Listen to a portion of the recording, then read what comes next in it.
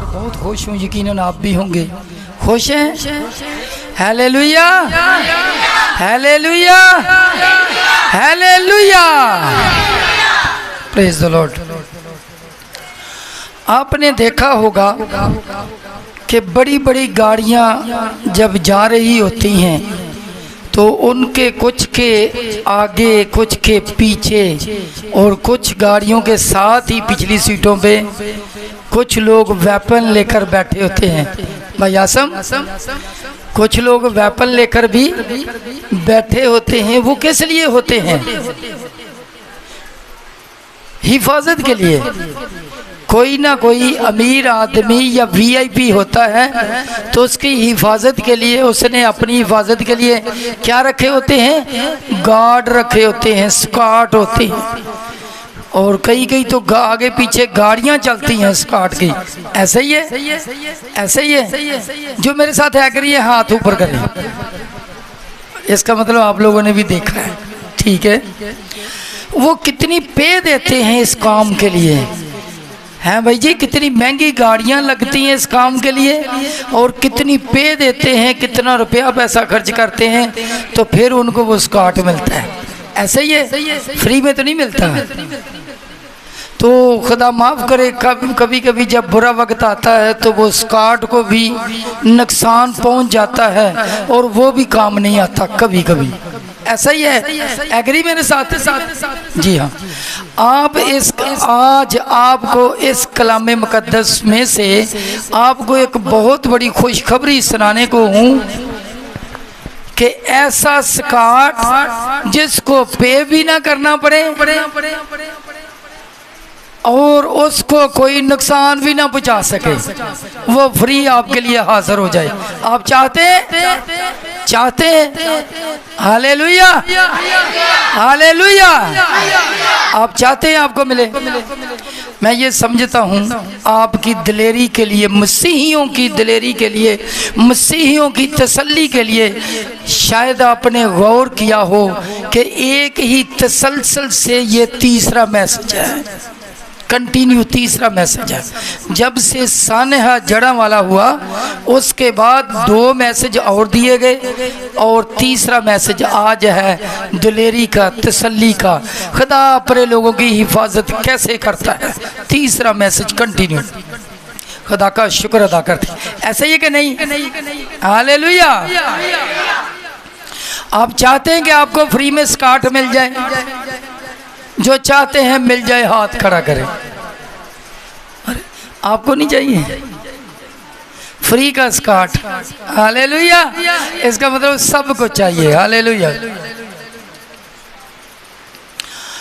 अगर हम कलाम मुकद्दस में से पढ़ें तो कलाम मुकद्दस में मत्ती रसूल की मार्फत लिखी गई इंजील मुकद्दस उसका 18वां बाब 10वीं आयत। अपनी अपनी बाइबल मुकद्दस को थोड़ा ऊपर करें, खोल लें इसमें से, जिनके पास बाइबल मुकद्दस है तो देखें। उसमें लिखा है, यीशु मसीह फरमाते हैं कि खबरदार इन छोटों में से, खबरदार, खबरदार। ये ऐसी आयत है, चंद एक बल्कि बहुत सारी ऐसी आयात मौजूद हैं कलाम मुकद्दस में जिसके पहले लिखा हुआ खबरदार, वार्निंग है कि बंदा पढ़ने वाला अलर्ट हो जाए, एक्टिव हो जाए, आगे कोई ख़ास बात होने वाली है। तो यहाँ पे क्या लिखा जी? पढ़ दीजिए। खुदावन के कलाम में यूँ लिखा है, खबरदार इन छोटों में से किसी को नाचीज ना जानना। खबरदार। ये कभी कभी ना हम क्या बोलते हैं, छोड़े, ये तो है ही छोटा सा, छोटा बच्चा है, ये तो छोटा इंसान है, थोड़ी तनख्वाह वाला, थोड़ी एजुकेशन वाला, इसको छोड़े, इग्नोर कर देते हैं। और कुछ लोग बच्चों को हकीर जानते हैं क्योंकि बोलते बच्चे हैं, कोई बात नहीं, डांट छांट भी देते हैं। लेकिन यीशु मसीह के प्यारे अल्फाज क्या हैं? खबरदार, वार्निंग दी है, आइंदा इस तरह की हरकत ना करना। कैसी जी? इन छोटों में से किसी को नाचीज ना जानना, इन छोटों में से किसी को नाचीज ना जानना। कुछ लोग छोटे बच्चों को, ये ऐसे लोग जो छोटे होते हैं या समझ लें कि तनख्वाह में छोटे या किसी रैंक में छोटे, तो उनको हकीर जानते, ये तो ऐसे ही इग्नोर करते। तो यीशु मसीह ने फरमाया खबरदार इन छोटों में से किसी को नाचीज ना जानना। बच्चों को भी इग्नोर करते हैं, इनको नाचीज ना जानना, क्योंकि वजह है, क्यों नहीं इनको हकीर जानना है, वजह है। जी हाँ, क्योंकि मैं तुमसे कहता हूँ कि क्योंकि मैं तुमसे कहता हूँ। किसने बोला? ये यीशु ने बोला। किसने बोला? यीशु ने बोला मैं तुमसे कहता हूँ, जी कहता हूँ कि आसमान पर उनके फरिश्ते मेरे आसमानी बाप का मुंह हर वक्त देखते हैं। आसमान पर आगे जी, आसमान पर उनके फरिश्ते, आसमान पर इनके फरिश्ते, आसमान पर किन के फरिश्ते? इनके फरिश्ते मेरे आसमानी बाप का मुंह देखते हैं। मुंह क्यों देखते हैं? फरिश्ते किन के हैं? जिनको आप हकीर समझते, जिनको आप छोटा समझते हो, फरिश्ते इनके हैं। और क्या करते हैं? वो आसमानी बाप का मुंह देखते हैं। कब देखते हैं? कभी कभी हर वक्त, कभी कभी नहीं बल्कि हर वक्त। जी हाँ, हर वक्त मेरे आसमानी बाप का मुंह देखते हैं। क्यों मुंह देखते हैं? आर्डर लेना चाहते हैं कि हमारे लिए, इसके लिए क्या हुक्म है, बंदा अच्छा है, क्या हुक्म है। जी जी, बढ़ दीजिए। आसमान पर उनके फरिश्ते मेरे आसमानी बाप का मुंह हर वक्त देखते हैं। जी हाँ, शुक्रिया। आसमानी बाप का मुंह हर वक्त देखते रहते हैं, यानी उनके लिए जो बरकत है, जो बख्शिश है, जो उसको रहमत मिलनी है की है खुदा ने, जो उसको बरकतें देनी है खुदा ने, उसका इंतज़ार करते, पूछते हैं कभी इसके लिए क्या करूं, इसके लिए खुदावंद आपका क्या आर्डर है। सही। किन के फरिश्ते? इन छोटों के फरिश्ते, यदि इनके एक फ्री के स्काट है। कैसे? कौन? इंसान नहीं बल्कि कौन? फरिश्ते। कौन है ये लोग? फरिश्ते हैं। इन छोटों के क्या है? ये फरिश्ते हैं जो आसमानी बाप का मुंह देखते हैं। अगर ज़बूर की किताब 34 बाब 10वीं आयत पढ़े, ज़बूर 34 10वीं आयत में लिखा है, खुदावंद से डरने वालों की चारों तरफ उसका फरिश्ता, उसका खुदा का, उसका उस ईमानदार का। खुदावंद से डरने वालों की चारों तरफ, पढ़ दीजिए, खुदावंद से डरने वालों के चारों तरफ उसका फरिश्ता खैमाजन होता है। उसका फरिश्ता खैमाजन होता है। खुदावंद से डरने वालों की चारों तरफ, जो खुदावंद से डरता है उसका फरिश्ता। किसका फरिश्ता? जो खुदावंद से डरता है। खुदावंद से डरने वालों की चारों तरफ उसका फरिश्ता, जो डरने वाला है उसका फरिश्ता खैमाजन होता है और उनको बचाता है। खैमाजन होता है। खैमा को कभी देखा? खैमा आगे से भी लगा होता है, आगे से भी कवर करता है, पीछे से भी कवर करता है, दाएं से भी करता है और बाएं से भी करता है। खैमा चारों तरफ से कवर करता ताकि आंधी तूफान ना आए, धूप ना लगे, सर्दी ना आए, ठंडी हवाओं से परेशानी ना। तो जिस तरह खैमा चारों तरफ से कवर करता है इंसान को, वैसे ही उसका फरिश्ता खैमा जन होता है। बड़ा प्यारा लफ्ज़ लिखा। खैमा जन सिर्फ नहीं होता, उससे एक स्टेप आगे भी है। वो क्या है? और उनको बचाता है। जी हाँ, और उनको बचाता भी है। ये उसी ईमानदार का फरिश्ता खुदावंद से डरने वाले का फरिश्ता ही है जो उसको चारों तरफ से बचाता है, महफूज करता है। कैसा स्काट है, क्यों जी बहनों, कैसा स्काट है, कैसा गार्ड है, फ्री का ही। Praise the Lord. अगर हम यसाया 63 बाब उसकी 9वीं आयत पढ़ें, उसमें भी लिखा है कि खुदावंद अपने फरिश्ता को भेज कर क्या करता है, अपने लोगों को बचाता है। जी 63 9वीं आयत। उनकी तमाम मुसीबतों में वो मुसीबत ज़दा हुआ। जी हाँ, वो उनकी तमाम मुसीबतों में मुसीबत ज़दा हुआ जी, और उसके हजूर के फरिश्ता ने उनको बचाया। और उसके हजूर, उसके दोबारा पढ़िएगा, और उसके हजूर के फरिश्ता ने उनको बचाया। उसके हजूर के फरिश्ता ने उसको बचाया। उसके हजूर के, उसके किसके, खुदावंद के हजूर जो उसका फरिश्ता रहता है। ये उसी बात की ये तस्दीक होती है जो मत्ती 18 बाब की 10वीं आयत में लिखी है कि इनके फरिश्ते आसमानी बाप का मुंह तकते हैं।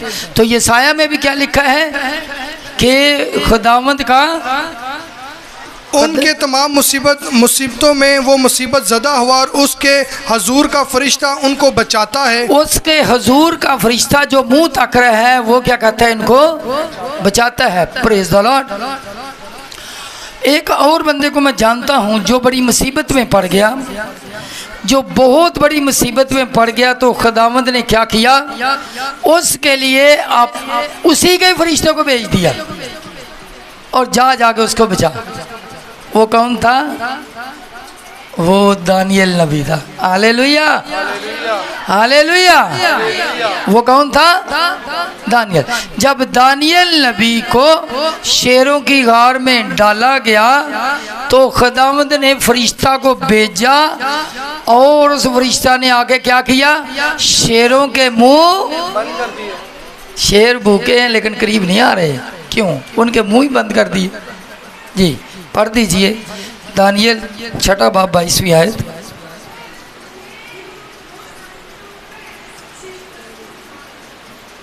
दानियल 6 बाब जी 22वीं आयत। मेरे खुदा ने अपने फरिश्ता को भेजा और मेरे खुदा ने अपने फरिश्ता को भेजा। यहाँ फरिश्ते नहीं लिखा, बंदा एक है तो फिर फरिश्ता भी उसी का ही है ना। यहाँ पे कितने फरिश्ते आए हैं, एक आया, क्योंकि बंदा भी तो एक है। पढ़िएगा दोबारा। मेरे खुदा ने अपने फरिश्ता को भेजा। हाँ, असल में ये समझ नहीं पा रहा है, ये जो फरिश्ता तो उसने भेजा है, लेकिन ये है किसका, असल में ये फरिश्ता दानियल का ही फरिश्ता है। Praise the Lord. जो आसमानी बाप का मुंह तक रहा था तो आसमानी बाप ने हुक्म दिया, पहुंच जा, मुसीबत में है, पहुंच जा, जाके उसकी मदद कर। Praise the Lord. मेरे खुदा ने अपने फरिश्ता को भेजा और शेरों के मुंह बंद कर दिए, और शेरों के मुंह बंद कर दिए ताकि वो उसको खा ना सके। Praise the Lord. और उन्होंने मुझे जर नहीं पहुंचाया। जी हाँ, और उन्होंने, किन्होंने, शेरों ने मुझे जरर नहीं पहुंचाया, नुकसान नहीं दिया, क्योंकि मैं उसके हजूर बेगुनाह साबित हुआ। जी हाँ, प्रेज द लॉर्ड। और तेरे हजूर भी ए बादशाह मैंने खता नहीं की। शुक्रिया जी। खुदावंद ने दानियल का फरिश्ता भेजा और दानियल के फरिश्ता ने ही शेरों के मुंह बंद कर दिए। ईमानदार बंदा और उसके लिए उसका फरिश्ता जो मुकर्रर शुदा है भेज दिया गया। Praise the Lord. अगर हम, क्या ये सिर्फ पुराने अहदनामे में ही है? नहीं, ये बात हमने शुरू की नए अहदनामे से, मत्ती रसूल की मार्फत लिखी गई इंजील मुक़द्दस उसका 18वां बाब 10वीं आयत से। लेकिन जब हम पुराने अहदनामे के हवाले पढ़े तो हम नए अहदनामे भी देखते हैं क्या रसूलों के साथ भी ऐसा होता रहा। जी हाँ, अमाल, अगर अमाल 5वां बाब उसकी 19वीं आयत पढ़े तो उस वक्त भी खुदा फरिश्तों को भेजता रहा। मगर खुदावन के एक फरिश्ता ने रात को कैद खाना के दरवाजे खोले और उन्हें बाहर लाकर कहा। कहा कि जाओ हैकल में खड़े होकर इस जिंदगी की सब बातें लोगों को सुनाओ। जी हाँ, शुक्रिया जी। हाँ जी, क्या हुआ कि जब खुदावंद के लोगों को, जब रसूलों को कैद खाना में डाला गया, ठीक है, ताकि उनको तमाशा बनाया जाए। 17वीं आयत से पढ़ दीजिए, 2 पीछे। फिर सरदार काहिन और उसके सब साथी जो सदूकियों के फिरका के थे, हसद के मारे उठे और रसूलों को पकड़कर आम हवालात में रख दिया। रसूलों को पकड़ा है, कहाँ पे रखा है? हवालात के अंदर बंद कर दिया। मगर खुदावंद के एक फरिश्ता ने रात को कैद खाना के दरवाजे खोले। मगर खुदावंद के एक फरिश्ता ने रात को कैद खाना के दरवाजे खोले। किसी बंदे ने नहीं खोले। जब वो मुसीबत में है तो एक फरिश्ता ने आके दरवाजे खोल दिए और उन्हें बाहर लाकर कहा कि जाओ हैकल में खड़े होकर इस जिंदगी के सब बातें लोगों को सुनाओ। शुक्रिया जी। फरिश्ता आया और फरिश्ता ने उसी हवालात के, उसी कैद खाना के दरवाजे खोल दिए। एक दफ़ा इस तरह हुआ, अगर हम अमाल 12 बाब में पढ़ें तो उसमें लिखा है, थोड़ा सा आगे जाके, जब पतरस रसूल को पकड़ा गया, कैद खाना में डाला गया ताकि उसका तमाशा बनाया जाए, उसको लोगों के सामने बेइज्जत किया जाए। 12वां बाब अगर पहली आयत में पढ़ें तो लिखा है कि कुछ जो थे रसूल थे, उनको जब कैद में डाला गया तो लोगों को बड़ा पसंद आया। तो क्या किया वहाँ के उस वक्त हेरोदीस ने क्या किया, उसने पतरस को भी गिरफ्तार करा के हैकल में, उसमें हवालात में, कैद खाना में बंद करा दिया। क्या किया? पतरस को क्या किया? कैद खाना में क्या किया? बंद करवा दिया। जब उसको बंद करवाया गया तो फिर क्या हुआ कि खुदावंद ने फरिश्ता को भेजा और उस फरिश्ता ने क्या किया, उसकी पसली पर हाथ मारा और उसको सोए हुए को जगाया। जब पतरस को जगाया तो आगे आगे फरिश्ता चलता जा रहा है और पीछे पीछे पतरस। और क्या हुआ कि जब वो चल रहे हैं, चलते चलते जो कैद खाना के लोहे के दरवाजे, बड़े बड़े गेट फाटक थे, वो खुद ब खुद खुलते जा रहे हैं। Praise the Lord. ये दुनिया अभी ऑटोमेटिक दरवाजे बना रही है जो रिमोट से खुले, लेकिन जब फरिश्ता आता है तो जो मैनुअल डोर है वो भी ऑटोमेटिक हो जाते हैं। हालेलुया। वो भी खुद ब खुद खुलना शुरू हो जाते हैं। तो जब वो इस तरह हुआ कि जब वो आया अपने साथियों के पास, शागिर्दों के पास आया, तो वहाँ पे ऐसा हुआ, जब उसने दरवाज़ा खटखटाया तो ऐसा हुआ कि एक रात का टाइम था।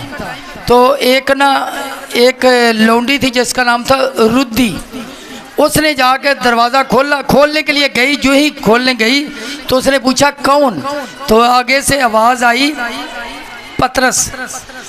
तो जब उसने देखा कि उसको पता था कि ये पतरस कहाँ पे था पतरस कैद खाना में बंद था। उसने सोचा कि ये तो कैद खाना में बंद था, ये इधर कहाँ आ गया। उसने लिखा है, यहाँ पे लिखा हुआ, मारे खुशी का दरवाज़ा ही नहीं खोला। इतनी खुश हो गई उसने दरवाज़ा नहीं खोला, भाग के आगे वापस शागिर्दों को आगे बताती है, जो पहले दुआ कर रहे थे उधर बैठे थे, उनको आगे क्या बताती है कि बाहर पतरस आया हुआ है। तो वो इस बात से बड़े हैरान हुए कि पतरस कैसे आ गया, पतरस कहाँ है, वो तो कैद खाना में है। तो उन्होंने पता क्या बोला, वो नहीं बल्कि उसका फरिश्ता होगा, वो नहीं उसका फरिश्ता होगा। और कभी कभी हम भी ये टर्म इस्तेमाल करते हैं। आप लोगों को याद कराऊं, जब कोई बात करते हैं ना, किसी को समझ नहीं होती या उसका मतलब उसकी ज़हन में ये बात नहीं किसी में आ सकती, तो पता क्या बोलते, उसके तो फरिश्तों को भी नहीं पता होगा कि ये काम कैसे होगा। बोलते कि नहीं बोलते या नहीं बोलते? जो बोलते हैं हाथ खड़ा करें, जो ये समझते हैं कि ये टर्म है। Praise the Lord. इसका मतलब वाकई ये टर्म है कि उसके तो फरिश्तों को भी नहीं पता होगा। ये बोलते तो हैं लेकिन समझ नहीं रखते कि उसका फरिश्ता है। ये कहाँ से सीखा? ये लोगों ने कहना कहाँ से सीखा? ये इस बाइबल मुकद्दस में से सीखा। ठीक है जी, मैं चाहता हूँ जल्दी से पढ़ दीजिए 12वां बाब पहली आयत से ही। करीबन उसी वक्त हेरोदेस बादशाह ने सताने के लिए कलीसिया में से बाज पर हाथ डाला और यूहन्ना के भाई याकूब को तलवार से कत्ल किया। जब देखा कि ये बात यहूदियों को पसंद आई तो पतरस को भी गिरफ्तार कर लिया। और ये ईद फितीर के दिन थे। और शुक्रिया जी। 7वीं आयत कि देखो खुदावन का एक फरिश्ता आ खड़ा हुआ। और कितने फरिश्ते? एक फरिश्ता आ खड़ा हुआ। कि देखो खुदावन का एक फरिश्ता आ खड़ा हुआ और उस कोठड़ी में नूर चमक गया। और उसने पतरस की पसली पर हाथ मारकर उसे जगाया और कहा कि जल्द उठ। और जंजीरें उसके हाथों में से खुल गईं। फिर फरिश्तों ने उससे कहा कमर बांध और अपनी जूती पहन ले। उसने ऐसा ही किया। फिर उसने उससे कहा, फरिश्तों को पता कि इसकी जूती भी है, इधर कहीं जूती भी है जो इसने उतारी हुई है जी। फिर उसने उससे कहा अपना चोगा पहनकर मेरे पीछे हो ले। वो निकलकर उसके पीछे हो लिया और ये ना जाना कि जो कुछ फरिश्ता की तरफ से हो रहा है वो वाकई है, बल्कि ये समझा कि रोया देख रहा हूँ। बस वो पहले और दूसरे हल्का में से निकलकर उस लोहे के फाटक पर पहुँचने जो शहर की तरफ है वो आप ही उनके लिए खुल गया। लोहे का फाटक आप ही उनके लिए, यहाँ पे उन लिखा है, पीछे उस लिखा है, यहाँ उन, क्योंकि यहाँ पे दो हो गए, एक पतरस और दूसरा उसका फरिश्ता। वो आप ही उनके लिए खुल गया। बस वो निकलकर, कैसे वीआईपी लोग हैं, चलते जा रहे हैं तेरा गेट खुद ही खुद खुलते जा रहे हैं। Praise the Lord. आगे पढ़ो जी। बस वो निकलकर कूचा के उस सिरे तक गए और फौरन फरिश्ता उसके पास से चला गया। और पतरस ने होश में आकर कहा कि अब मैंने जान लिया कि खुदावन ने अपना फरिश्ता भेजकर मुझे हेरोदेस के हाथ से छुड़ा लिया और यहूदी कौम की सारी उम्मीद तोड़ दी। और इस पर गौर करके उस यूहन्ना की माँ मरियम के घर आया जो मरकज़ कहलाता है। वहाँ बहुत से आदमी जमा होकर दुआ कर रहे थे। बहुत से आदमी जमा होकर क्या कर रहे थे? किसके लिए? पतरस के लिए दुआ कर रहे थे। जब उसने फाटक की खिड़की खटखटाई और रुद्दी नाम एक लौंडी आवाज़ सुनने आई। कौन आई है? रुद्दी नाम एक लौंडी आवाज़ सुनने आई और पतरस की आवाज़ पहचान कर खुशी के मारे, इस रुद्दी ने क्या किया? पतरस की आवाज़ पहचान ली है और पतरस की आवाज़ पहचान कर खुशी के मारे फाटक ना खोला बल्कि दौड़कर अंदर खबर की कि पतरस फाटक पर खड़ा है। उन्होंने उससे कहा तू दीवानी है, लेकिन वो यकीन से कहती रही कि यूं ही है जी। उन्होंने कहा कि उसका फरिश्ता होगा। उन्होंने कहा, जो दुआ कर रहे थे उन्होंने क्या कहा? उसका फरिश्ता होगा। इसका मतलब पतरस का फरिश्ता होगा। यही वजह तो हम बोलते हैं उसके फरिश्तों को भी नहीं पता होगा। उसके फरिश्तों, खुदा के फरिश्तों की नहीं बोलते, उसके फरिश्तों को भी पता नहीं होगा। तो इसका मतलब हम ये समझे, खुदा का शुक्र अदा करते, कलाम मुकद्दस में से हमने ये सीखा कि खुदावंद ने अपने मुकद्दसीन के लिए फरिश्ता को मुकर्रर कर रखा है जो उनकी हिफाजत करता है और उनकी हिफाजत के लिए हर वक्त मामूर रहता है। Praise the Lord. लेकिन जब कभी मुश्किल बड़ी आ जाए, मुसीबत बड़ी आ जाए, तो वो खुद भी आ जाता है। फरिश्ता तो दिया हुआ है वो खुद भी आ जाता है। मैं आपको 2 मकाम बताता हूँ जब फरिश्ता खुद आया। सबसे पहले जब नूह के वक्त तूफान आने को था, मेरे साथ निकालिए पैदाइश की किताब 7वां बाब पहली आयत, उसमें ये लिखा है कि खुदा ने नूह को बोला अपने खानदान समेत कश्ती में आ। पढ़िए जी। और खुदावन ने नूह से कहा कि तू अपने पूरे खानदान के साथ कुश्ती में आ, तू अपने खानदान समेत कश्ती में आ। गौर कीजिए, कश्ती में आ। कश्ती में आने के लिए कैसे बोल सकता है?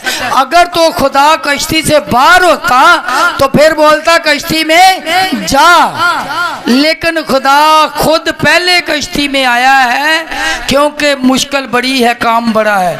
तो पहले खुदा कश्ती में खुद आया है, इसीलिए उसने बोला है तू अपने खानदान समेत कश्ती में आ। पहले खुद गया फिर बुलाता है आ।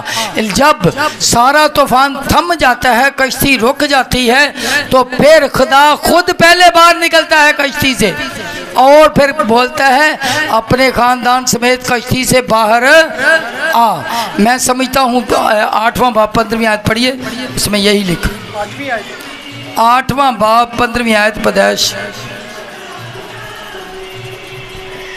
तब खुदा ने नूह से कहा कि कश्ती से बाहर निकल आ। कश्ती से बाहर निकल आ।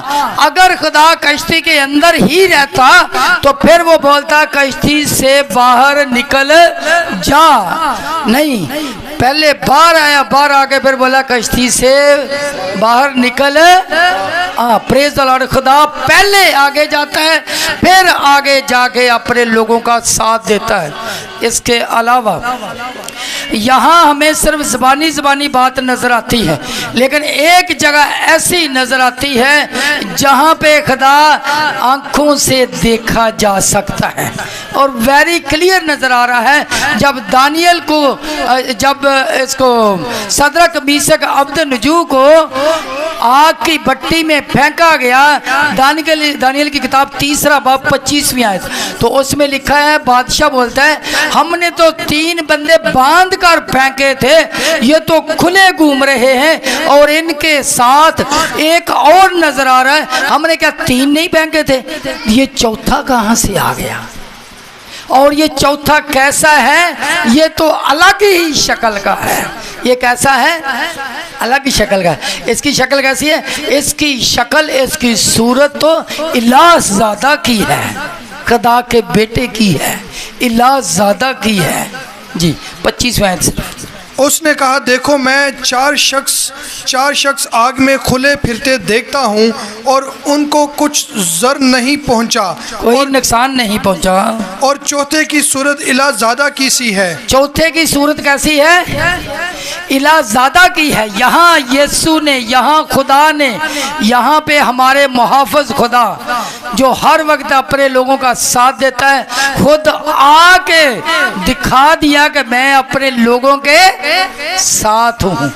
वो मुहाफ़िज़ जिसने अपना फरिश्ता दे दिया, मुश्किल बड़ी हो, ज़्यादा मुसीबत हो, तो वो सिर्फ फरिश्ते को नहीं भेजता बल्कि खुद आ मौजूद होता है। खुदा का शुक्र अदा करते हैं। आइए हम अपनी आंखों को बंद करें, सोचें, गौर करें, क्या खुदा ने मेरा फरिश्ता मुझसे वापस तो नहीं ले लिया मेरे गुनाहों के वजह से?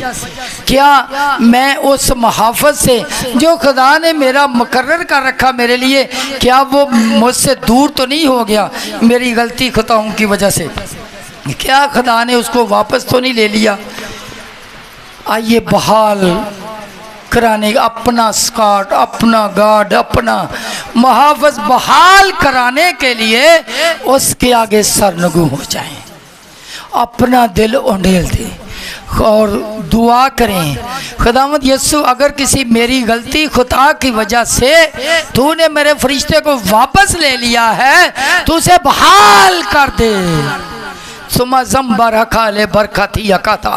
और अगर आपका फरिश्ता, आपने कई दफ़ा आंखें बंद रखिएगा, बहुत दफ़ा महसूस किया होगा कि बड़ी मुसीबत में, एक्सीडेंट में, बिल्कुल मौत के करीब से ही खुदा ने आपको बचा लिया और ऐसे लगा कि जैसे मुझे किसी ने धक्का दे के पीछे कर दिया, जैसे मुझे खींच कर किसी ने बचा लिया। वो मेरे असीजों आपका वो फरिश्ता ही होता है जो आपकी मुहाफ़ज़त कर रहा होता है। Praise the Lord. अपनी आंखों को बंद रखें, सुने हुए कलाम पर गौर करें और देखें मैं किस जगह पे, सुने हुए कलाम के आईना में अपने आप को परखें यीशु के नाम से।